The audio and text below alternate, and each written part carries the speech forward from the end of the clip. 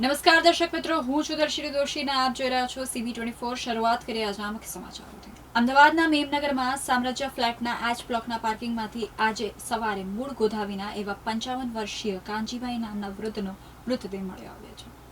મેમનગરના સામ્રાજ્ય ફ્લેટના આજ બ્લોકના પાર્કિંગમાંથી આજે સવારે મૂળ ગોધાવીના એવા 55 વર્ષીય કાંજીભાઈના નામના વૃદ્ધનો મૃતદેહ મળ્યો છે। તેઓ છૂટક મજૂરી કામ કરીને કોમન પાર્કિંગમાં જ રહેતા હતા, જોકે પોલીસ તપાસમાં તેની હત્યા કરવામાં આવી હોવાનો ઘટસ્ફોટ થયો છે।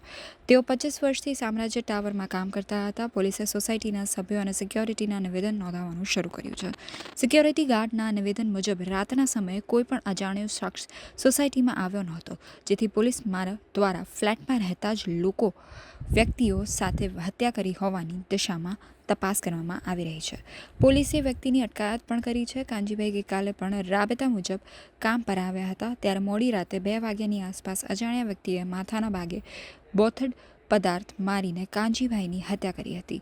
આ બનાવ અંગે સોસાયટીના રહીશોએ વહેલી સવારે પોલીસને જાણ કરી હતી। શરૂઆતમાં હત્યા કે આકસ્મિક રીતે મોત તેની તપાસ કરવામાં આવી રહી હતી, પરંતુ લાશની પાસેથી લોહીના છાંટા મળી આવ્યા હતા। આ ઉપરાંત CCTV ફૂટેજ તપાસતા એક શખ્સ કાંજીભાઈ સાથે ઝઘડો કરીને તેને મારી રહ્યો હોવાનું પણ દેખાઈ રહ્યું હતું।